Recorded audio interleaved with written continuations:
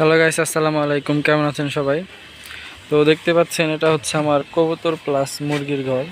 আগে মুরগি বেশি পালতাম, এখন মুরগি কম পালি, কারণ মুরগি নিচে বড়গুলো পালে এবং বাচ্চা উঠায় উপরে নিয়ে আসি। তো দেখতে পাচ্ছেন আজকে আপনাদের একটা জিনিস দেখাবো, সেটা হচ্ছে দেখেন এখানে আমার 15 পিসের মতো দেশি মুরগির বাচ্চা আছে। তো এখানে দেখতে পাচ্ছেন হয়তো আপনারা, এগুলো সবগুলো আমাদের দেশি মুরগির বাচ্চা।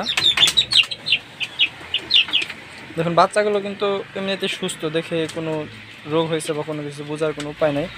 তো এখানে আপনাদের যে জিনিসটা দেখাবো সেটা হচ্ছে, দেখেন আমি কালকে খাবার দিচ্ছি, আমি এখানে মিক্স করে খাবার খাওয়াই। আপনার এখানে গম, ধান, তারপর হচ্ছে চাউল থাকে।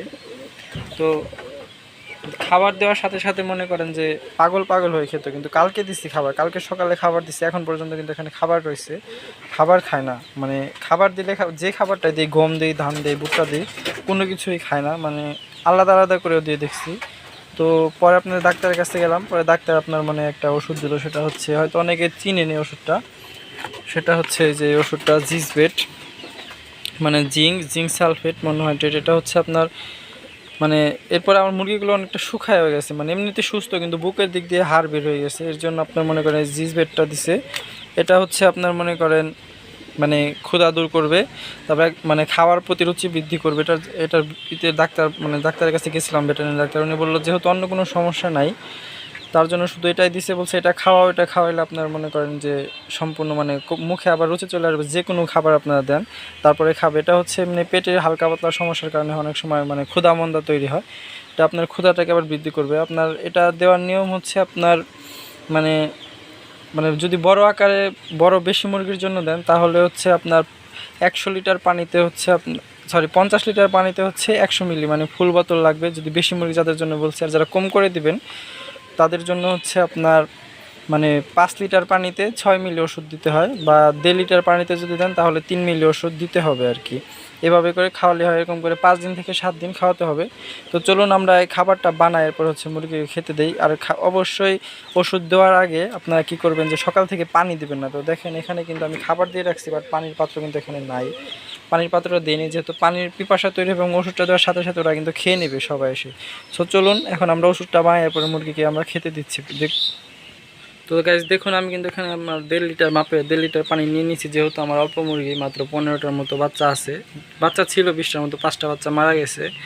তো এখন ইনশাআল্লাহ আলহামদুলিল্লাহ সবগুলো সুস্থ আছে। তো এখানে দেখুন যে এখানে যে মুখা আছে, এক হাত দিয়ে ভিডিও করতে হচ্ছে, এটা আপনার পুরোটা দিলে হচ্ছে আপনার 6 মিলি হয়। আমি সিরিঞ্জ দিয়ে মেপে তারপরে দেখছি।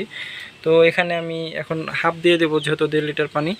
তো দেখুন আমি এখানে হাফ মুখা দিয়ে দিলাম, এখানে 3 লিটার হয়। তো এরপরে হচ্ছে কারণ আপনারা মেপে নেবেন, মেপে দেওয়াই ভালো, কারণ ওষুধ বেশি কম হলে কিন্তু অনেক সময় অনেক সমস্যা হয়। এরপরে আমাদের যে পানির পাত্র আছে এর ভিতরে আমরা ঢেলে নেব। ভিডিওটা একটু পজ করছি।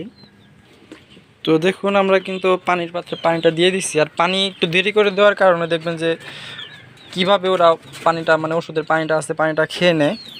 পানি এভাবেই দেওয়া কিন্তু উচিত, কারণ আপনার যদি পানি থাকে এর ভিতরে ওষুধ দেন তাহলে কিন্তু সবাই খেতে চাইবে না। কিন্তু এখন দেখেন পানি দেওয়ার সাথে সাথে কিন্তু ওরা পাগল পাগল হয়ে সবাই কিন্তু পানির কাছে চলে আসবে পানি খাওয়ার জন্য। তো দেখুন একে একে কিন্তু সবাই চলে আসবে। এমনিতে মুরগিগুলো সুস্থ, দেখে বোঝার কোনো উপায় না, কিন্তু খাবার রয়ে গেছে দেখতে পাচ্ছেন, ওরা খাবারগুলো খাচ্ছে না। তো এটা ইনশাল্লাহ ঠিক হয়ে যাবে, অনেকটা ঠিক হয়ে গেছে। আমার মুরগিগুলো হালকা হালকা মনে করেন যে মানে দুর্বল হয়ে গেছিলো। জিঙ্ক দেওয়াতে, জিঙ্ক কিন্তু শরীরের জন্য আপনার অনেক উপকার, যেরকম ক্ষুধা বৃদ্ধি করে, এরপর হচ্ছে এটার ভিটামিনের মতো কাজ করে, শরীর মনে করেন সুস্থ রাখে, হাড় বৃদ্ধি করে। তো আশা করি বুঝতে পারছেন, দেখতে পাচ্ছেন কি সুন্দর সবগুলো মুরগির বাচ্চা কিন্তু এখানে পানি খাচ্ছে। তো আপনারা ওষুধটা ব্যবহার করতে পারেন। আর শুধু কিন্তু এটা মুরগি না, এটা হচ্ছে আপনার কবুতর, যারা কবুতর পালেন। তো দেখেন আমার এখানে কিছু দেশি কবুতর আছে, যারা কবুতর পালেন, কবুতরের জন্য আপনারা ওষুধটা ব্যবহার করতে পারেন। অনেক সময় দেখা যায় কবুতরে কিন্তু সমস্যা নেই, হালকা শুকিয়ে যারা হচ্ছে খাবার খেতে চায় না, খাবার যে পরিমাণ খাবার খাওয়াতেন ওই পরিমাণ খাবার দিলে অর্ধেকের বেশি খাবার আপনার ওরা রেখেই চলে যায়। তো আশা করি বুঝতে পারছেন। ভিডিওটি যদি ভালো লাগে অবশ্যই চ্যানেলটি সাবস্ক্রাইব করবেন এবং ভিডিওতে একটি লাইক দিয়ে দেবেন এবং আমাদের পাশেই থাকবে। এরকম আরও দরকারি আরও ভিডিও নিয়ে আমরা অবশ্যই আপনাদের সামনে আবার হাজির হব। আসসালামু আলাইকুম।